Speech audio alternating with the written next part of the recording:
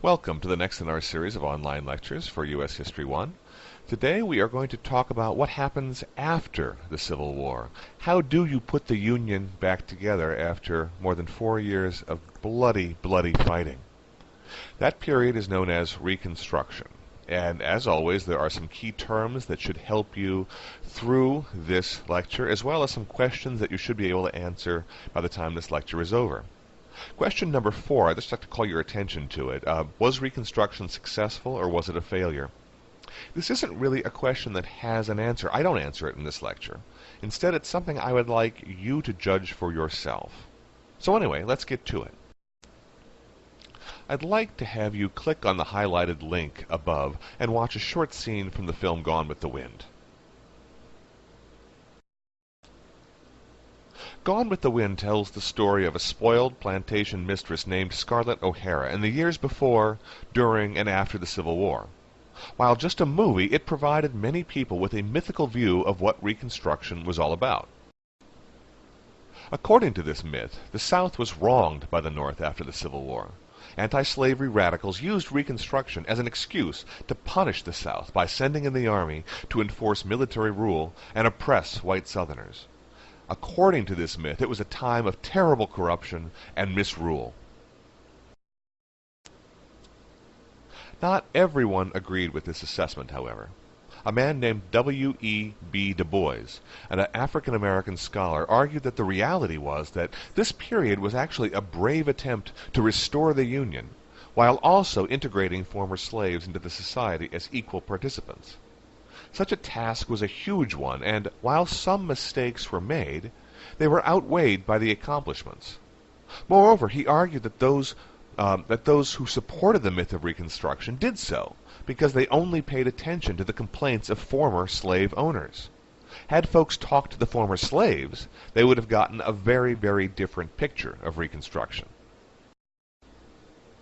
So, who was correct? Was Reconstruction a brutal attempt to punish the South for secession? Or was it an honest effort to rebuild Southern society that now included millions of former slaves? First, let's begin with the definition. I looked up Reconstruction in the Encyclopedia Britannica online, and here is what it had to say. Reconstruction was an effort to redress the inequities of slavery and its political, social, and economic legacy, and to solve the problems arising from the readmission to the Union of the 11 slave states that had seceded at or before the outbreak of the Civil War. Now let's take this definition apart. Let's look at the first part. It was an effort to, quote, redress the inequities of slavery and its political, social, and economic legacy. All right, this phrase describes one of the first priorities of Reconstruction, dealing with the problems presented by millions of former slaves. These individuals were largely uneducated, and they were very poor. Most did not own any land, nor was there any opportunity for them to gain access to land. What were they to do? How were they to support themselves? Nor did former slaves have rights. While the 13th Amendment to the Constitution ended slavery, former slaves were not eligible to vote. They weren't even citizens of the United States. Reconstruction was an attempt to deal with these problems. But another portion of Reconstruction was the readmission of the southern states that had seceded from the Union. The Constitution doesn't explain what government is supposed to do when states secede or leave the Union. How do you bring them back? Will they have the same rights and privileges as before? Thus, it's clear that Reconstruction was going to be a pretty big job. Moreover, it quickly became clear that the two goals were tied together in many ways. The first of the goals tackled by the government in Washington dealt with helping out former slaves. With that in mind, the Freedmen's Bureau was established in March of 1865, while the Civil War was still raging. The Freedmen's Bureau was a recognition of the desperate economic plight of the former slaves. It was also the first government aid program for the poor in American history. Specifically, the Freedmen's Bureau helped former slaves support themselves by helping them to negotiate labor contracts between themselves and landowners. Slaves did not need a contract because they were property. But now that they were free, they had to be paid a fair wage for their work. In other cases, the Bureau also set up hospital clinics and provided medical care. In some areas, the Bureau taught former slaves, and we're talking not just about children here, but adults as well, how to read, write, and add. They had never had that opportunity, and former slaves flocked to the schools to learn. You can see on the slide, by 1869, there were more than 3,000 Freedmen's Bureau schools established across the South, and there were more than 150,000 students. That's an incredible change from slavery. Many Southern whites opposed the work of the Bureau. They didn't want somebody stepping in to negotiate a contract between themselves and their former slaves. They fought the Bureau every step of the way, and ultimately it went out of business in 1872. The second goal of Reconstruction was trying to figure out what to do with those states who had left the Union and joined the Confederacy. The Constitution, as I said, doesn't say anything about what you do with states that secede. So really, in many respects, they were playing this by ear, and there were many different ideas on how this process should work out. Now, one model or one idea for Reconstruction came from the executive branch of government. With the assassination of Abraham Lincoln, his vice president, Andrew Johnson, assumed the office.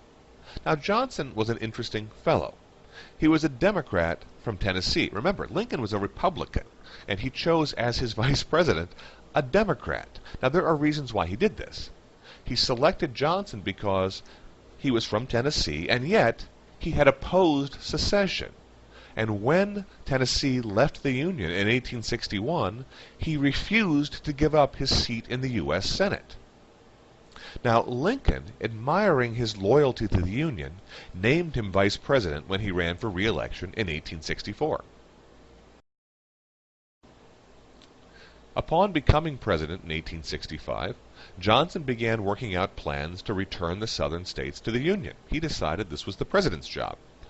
Now, he largely is going to follow a plan outlined by Lincoln before his death. Lincoln had also had a plan for readmitting the southern states into the Union.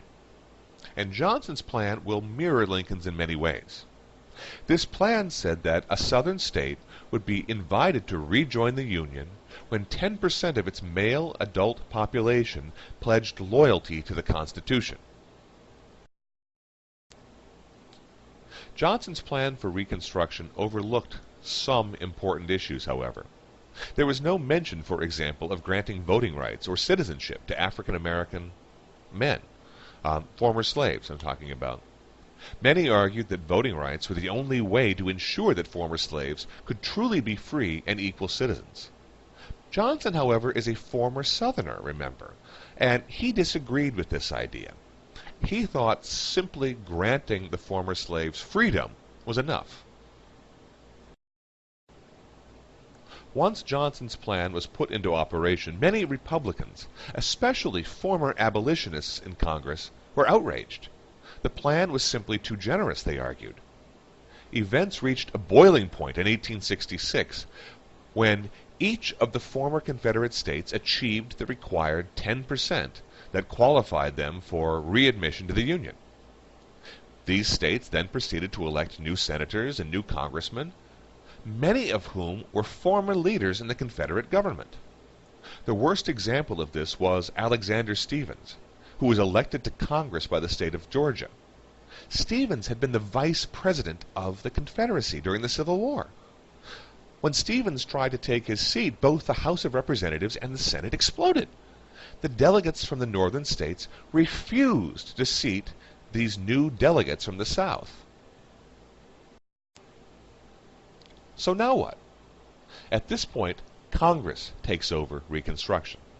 And it's going to be led by Republican leaders like Thaddeus Stevens and Charles Sumner, who had been abolitionists before the war.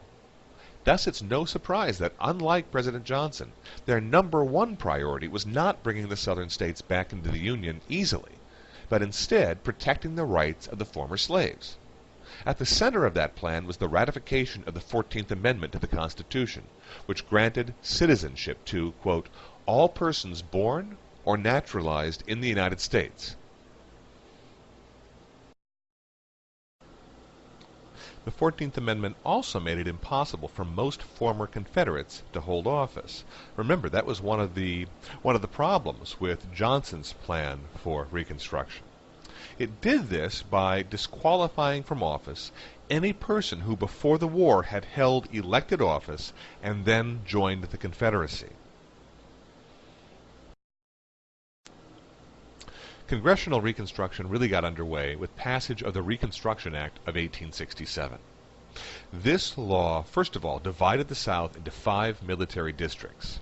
The U.S. Army was going to be sent into these districts, and it was going to be charged with keeping law and order within that region. In this way, the South is really being treated like a conquered enemy.